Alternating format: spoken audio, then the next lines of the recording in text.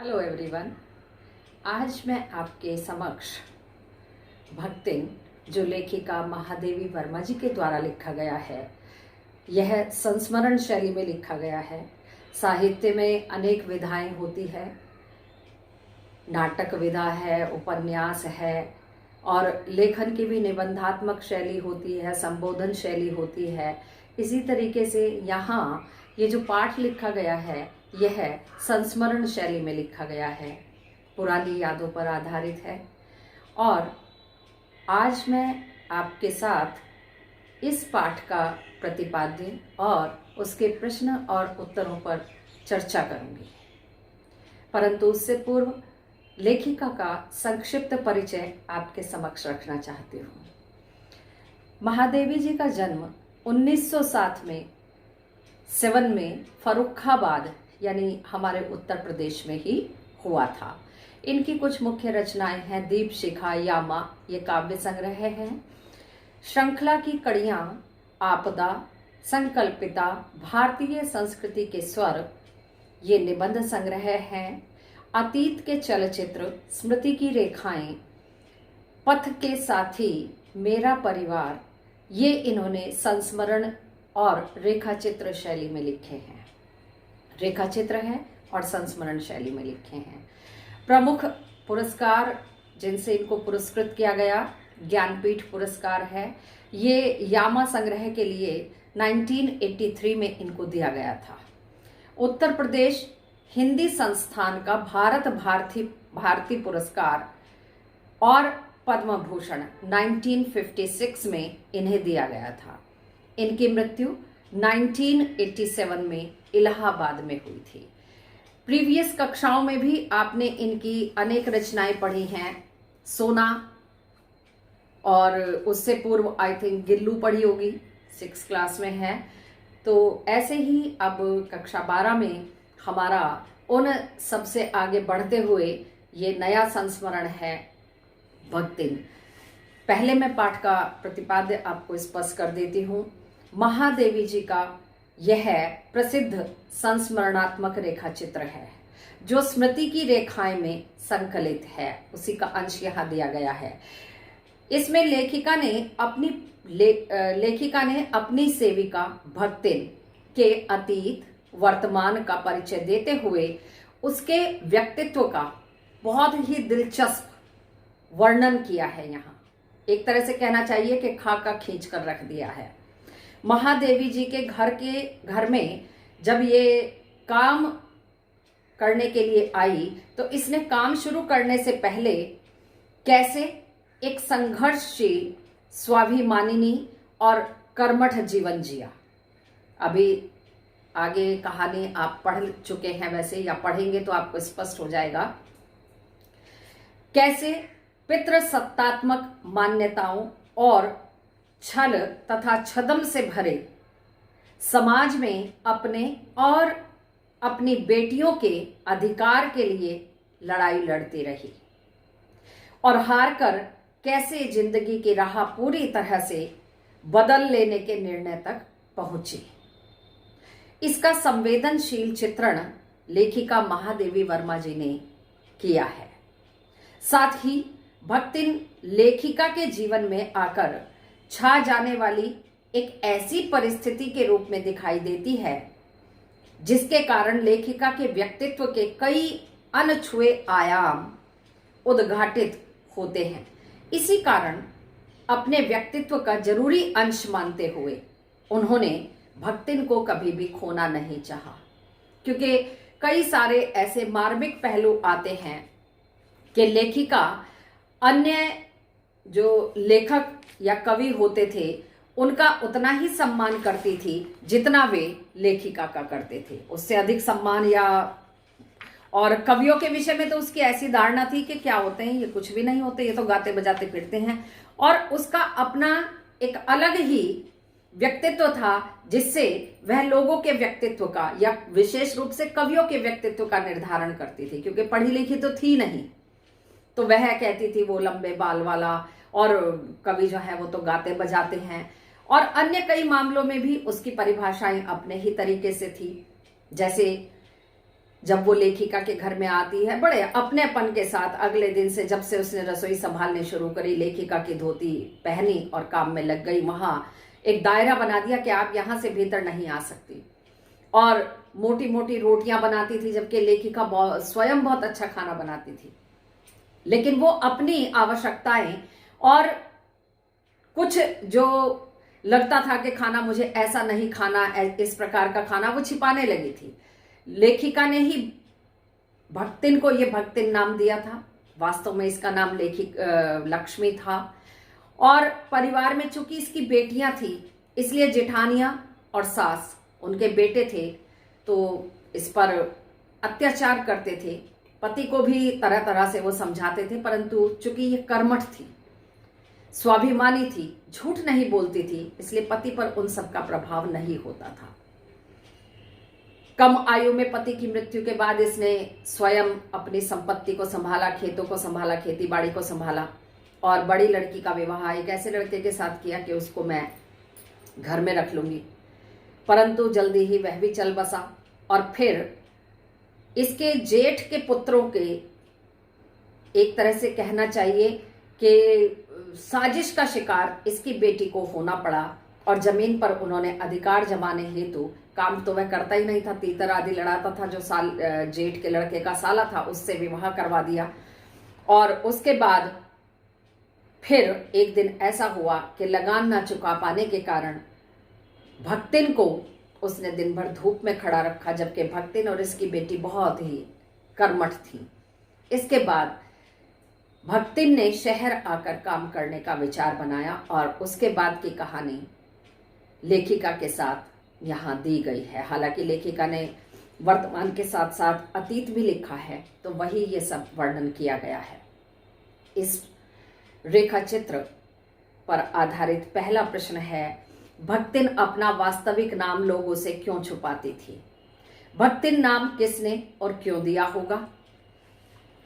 भक्तिन का वास्तविक नाम था लक्ष्मी या लक्ष्मी। लक्ष्मी अर्थात समृद्धि और ऐश्वर्य का प्रतीक माना जाता है, परंतु यहां नाम के साथ गुण नहीं मिलते। लक्ष्मी बहुत गरीब परंतु समझदार महिला थी। वह जानती है कि समृद्धि का सूचक यह नाम गरीब महिला को शोभित नहीं होता। उसके नाम और भाग्य में विरोधाभास है। वह सिर्फ नाम की लक्ष्मी है। समाज उसके नाम को भक्तिन, उसके नाम को सुनकर उसका उपहास न उड़ाने लगे, इसीलिए वह लोगों से अपना वास्तविक नाम छिपाती थी। और भक्तिन को यह नाम लेखिका महादेवी वर्मा जी ने दिया, क्योंकि उसके गले में कंठी माला और मुंडे हुए सिर के से वह भक्तिन जैसी लग रही थी। इसीलिए लेखिका ने उसे भक्तिन नाम दिया। साथ ही उसकी सेवा भावना और कर्तव्य परायणता,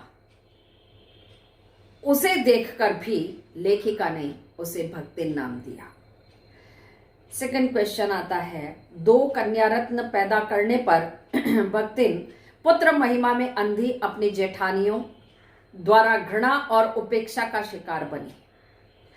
ऐसी घटनाओं से ही अक्सर यह धारणा चलती है कि स्त्री ही स्त्री की दुश्मन होती है।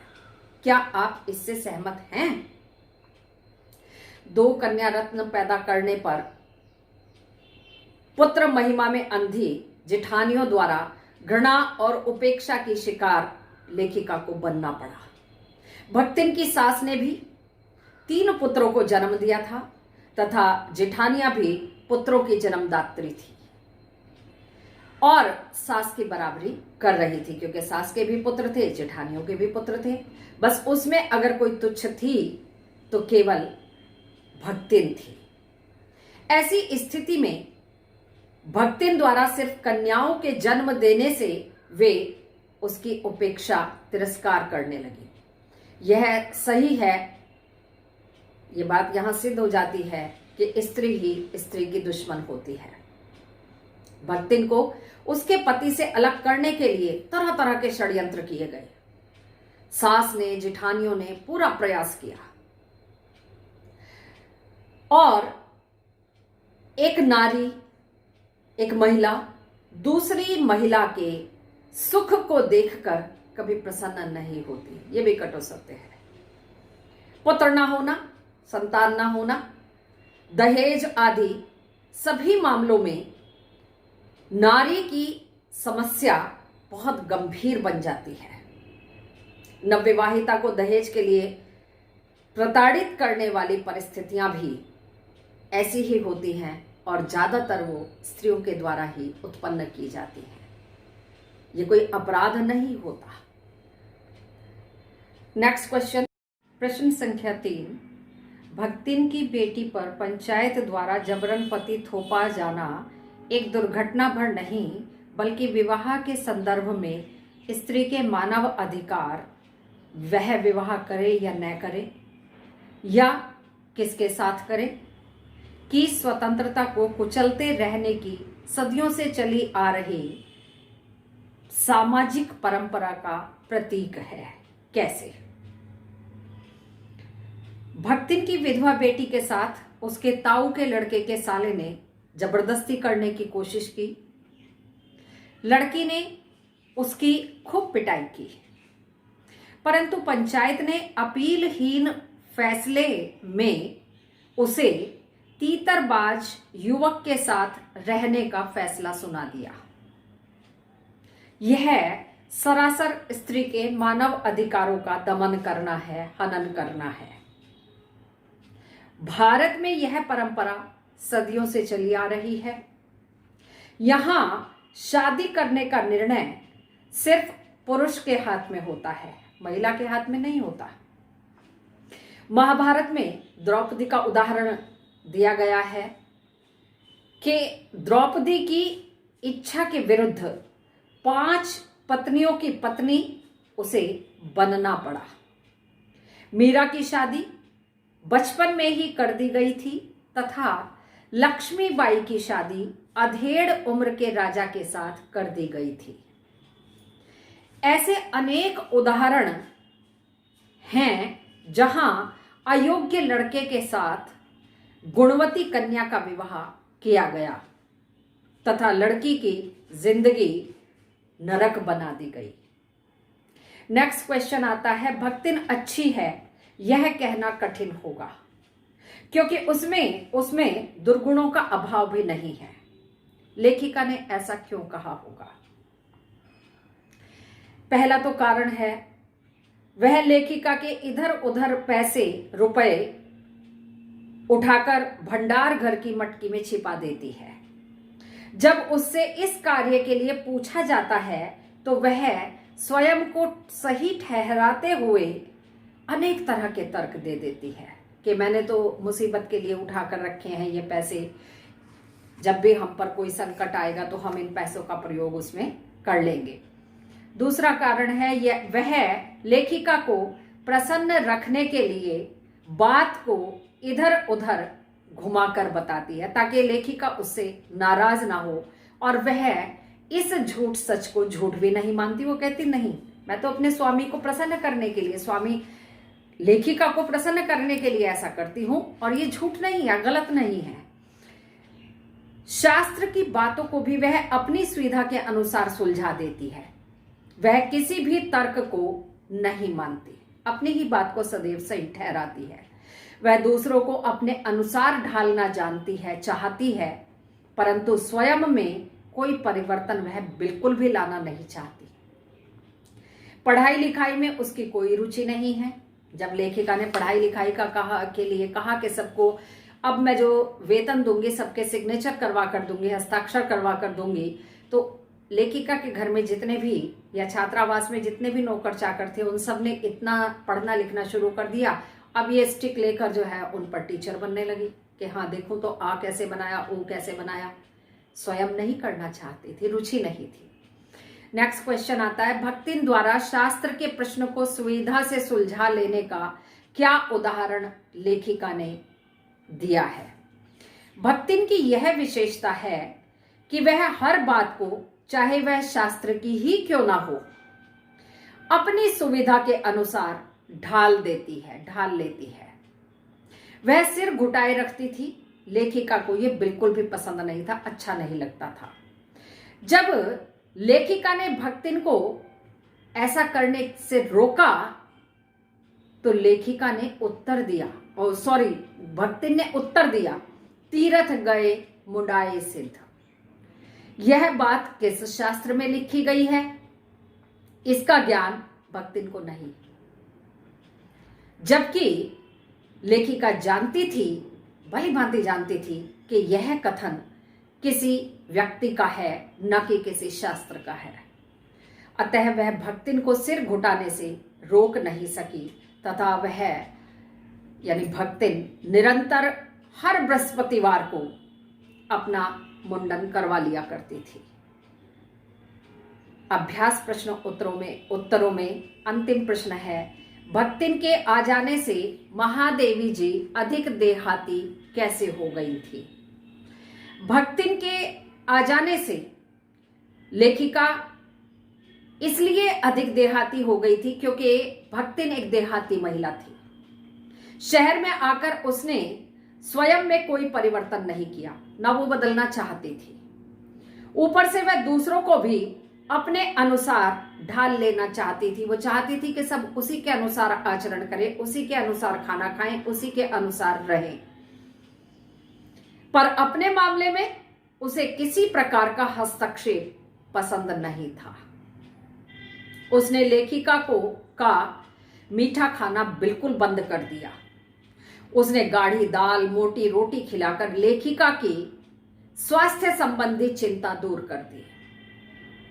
अब लेखिका को रात को मकई का दलिया, सवेरे मट्ठा, तिल लगाकर बाजरे के बनाए हुए ठंडे पुए, ज्वार के भुने हुए भुट्टे के हरे हरे दानों की खिचड़ी और सफेद महुए की लपसी खाने को मिलने लगी थी।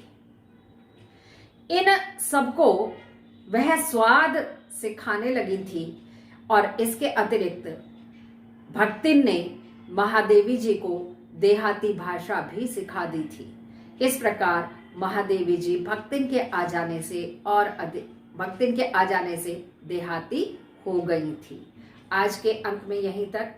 अगले अंक में इसी रेखा चित्र के अतिरिक्त प्रश्नों के साथ आपके समक्ष आऊंगी।